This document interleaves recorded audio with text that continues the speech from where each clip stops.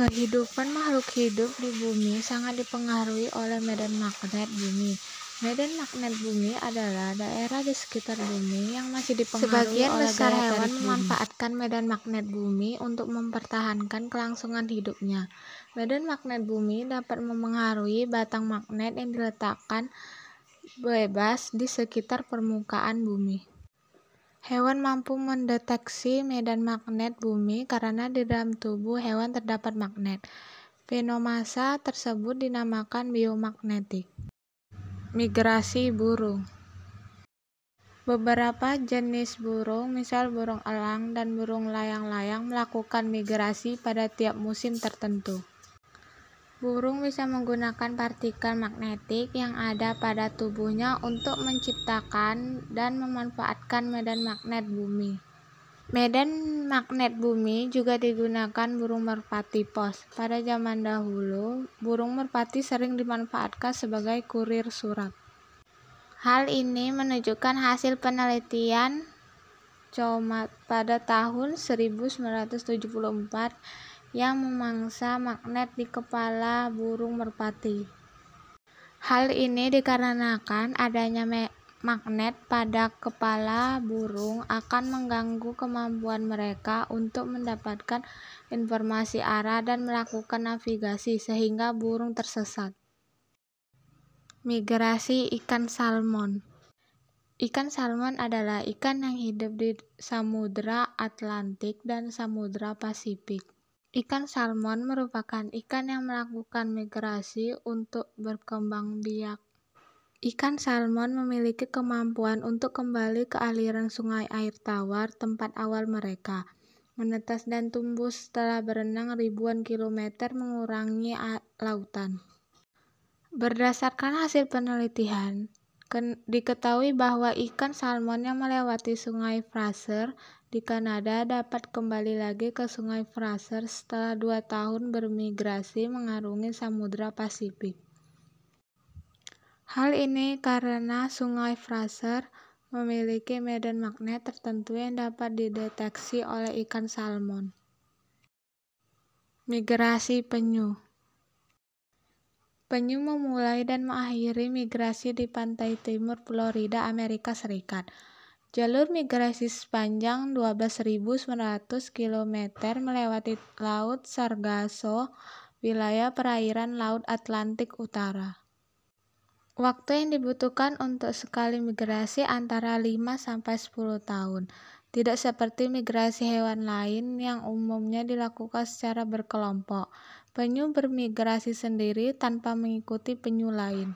Seorang peneliti yang bernama Kenneth Lehman dari Universitas Carolina Utara mempelajari tingkah laku tuki atau anak penyu saat dihadapkan dengan medan magnet yang berbeda-beda.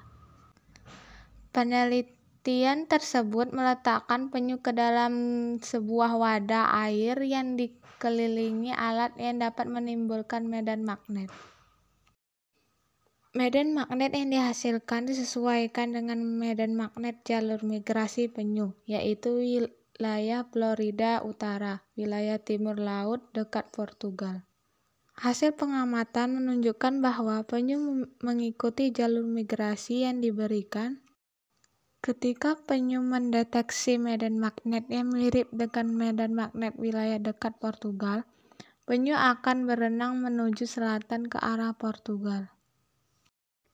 Pergerakan penyu dalam mengikuti jalur medan magnet bertujuan untuk menjaga penyu agar tetap berada di lautan yang hangat dan wilayah yang kaya akan sumber makanan.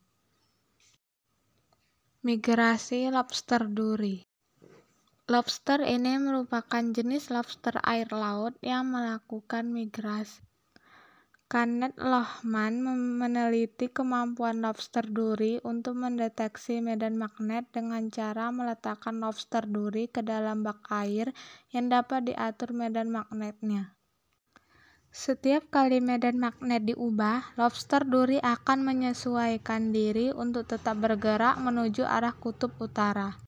Hasil penelitian tersebut menunjukkan bahwa lobster duri mampu merasakan medan magnet bumi untuk memandu migrasi yang dilakukan. Magnet dalam tubuh bakteri. Dalam tubuh bakteri magnetostik bakteri terdapat organel komponen khusus yang disebut magnetosom. Beberapa jenis bakteri ini memiliki flagela yang berfungsi sebagai pendorong saat bergerak. Jenis bakteri ini pertama kali ditemukan oleh Richard B. Blackamora pada tahun 1975.